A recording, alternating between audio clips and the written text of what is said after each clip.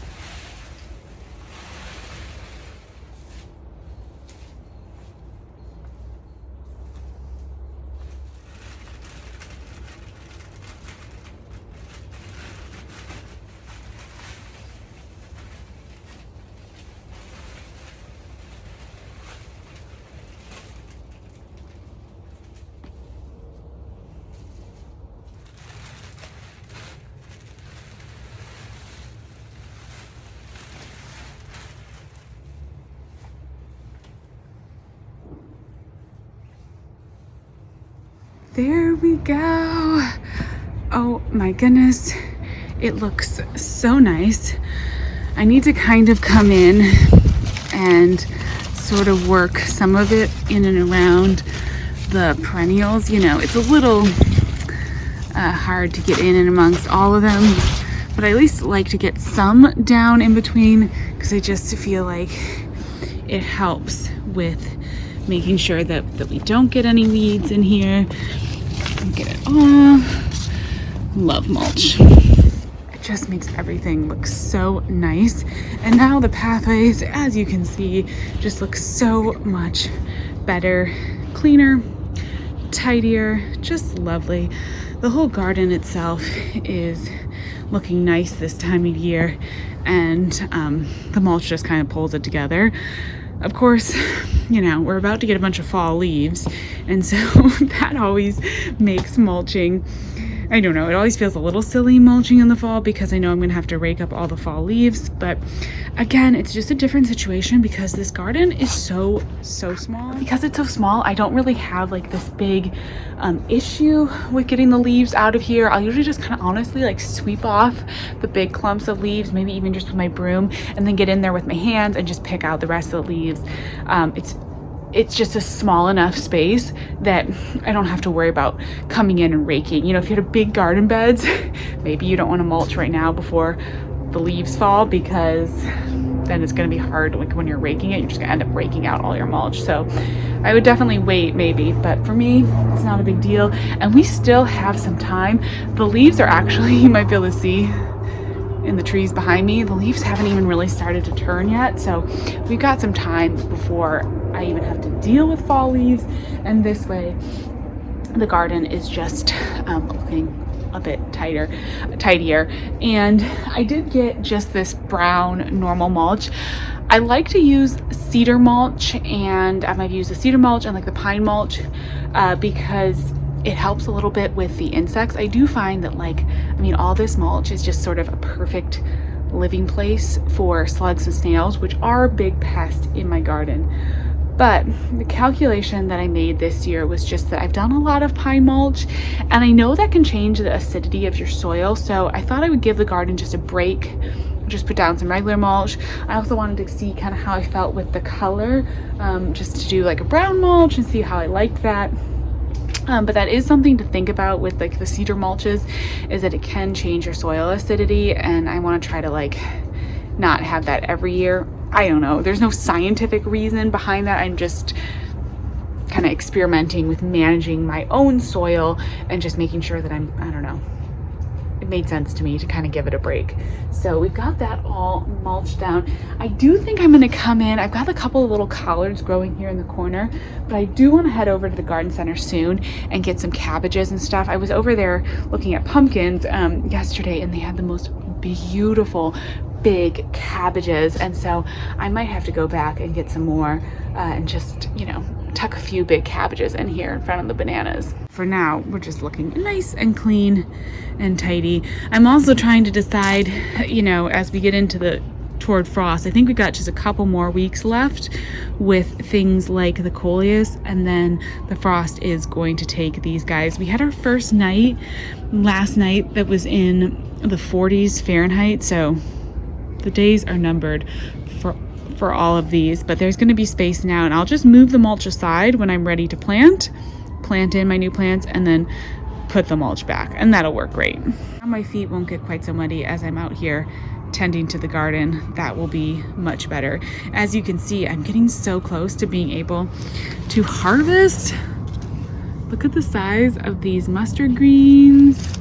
And the arugula is ready. I can start doing salads with these baby greens, or just picking some to add to salads. Same with the dazzling blue kale. That's harvest ready. The arugula that I have in the containers I can harvest. The lettuce is taking a little bit longer. It's a little slower. Pull this out. My daughter was playing out here. It's a little slower, and I'm dealing with a little bit of pest issues on the lettuce, which I'm not quite sure what that's about, but the arugula looks great, and that is ready to go. So that's really exciting. It's just a quick little update from the garden, getting it all mulched. Oh, look how nice it looks. Perfect. That makes me so happy to see it looking like this. Just better than the bare soil. Keep everything happy out here.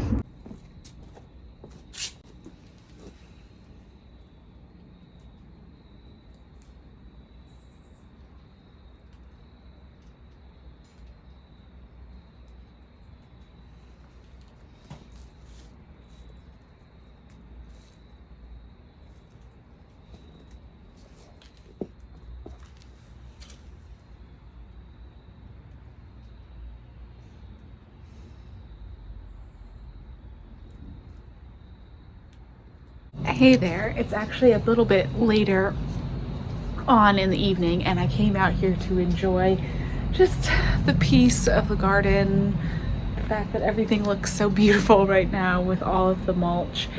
and to deadhead some of my violas. I'm kind of thinking about maybe trying to save some of my own viola seeds.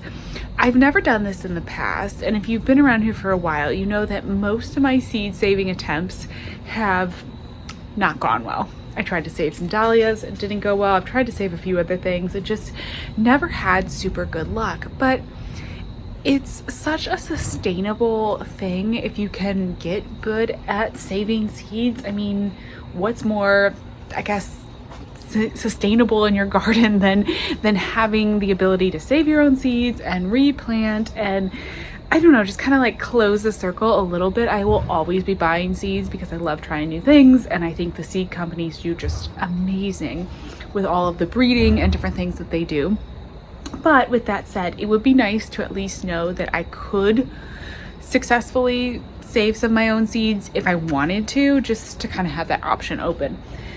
So I saved some of my own pepper seeds. I need to go bag those up. I forgot them. They've been like on the top of my refrigerator for a month, but I'm sure they're just dry and happy.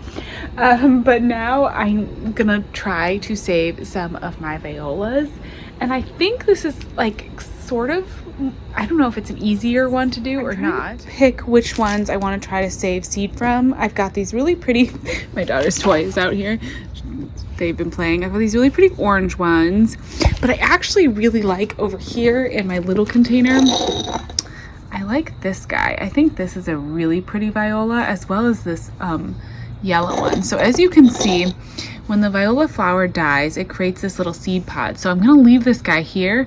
I'm gonna let it dry, and then I think I need to like let it dry a little bit more, and then I'm gonna try to make sure to remember to harvest it and hopefully save those seeds. I was doing all of my deadheading, but I also left a couple on this one. No, not that one. I'm gonna leave this flower here, and then maybe, I don't know, I like this viola. I think this one's really pretty, so I thought, I'd come in and deadhead a little bit, but then I would also maybe leave like one or two, and we'll just see. I gotta try to remember to come back. We'll see. So we'll do this, and then I've got all these really, these are just so pretty. These ruffly ones in here, they're so gorgeous. So I can see like there's gonna be seeds in there. So I'm just gonna leave it, and I'll deadhead a little bit, but I'm gonna leave a couple of those, let them form some seeds. Yeah, and then I don't know, right? We'll try it. We'll see what happens. They're just so pretty. These are really, really stunning. They are a viola, even though they look like a pansy, and they're like a true ruffly kind. This one's kind of yellow. That one's pretty. You do need to come in, and as you can see, like if you don't deadhead, they get kind of crazy. But I'm trying to see if any of these, I'm pretty good about deadheading, so I don't think I have any that are really like dry yet where I could harvest the seeds from. I don't think so.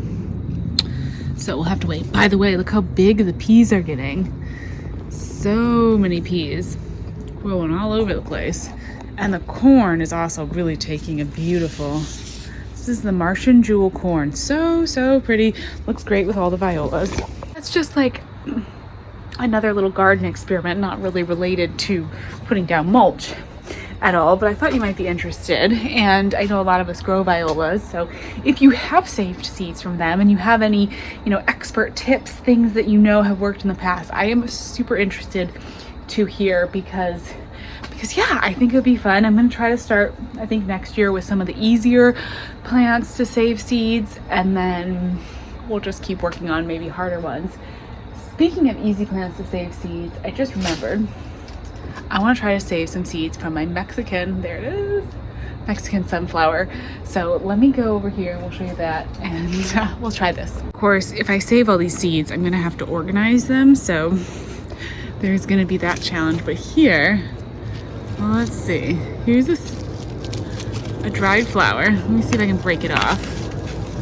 Oh boy. Probably should have just brought, oh dear.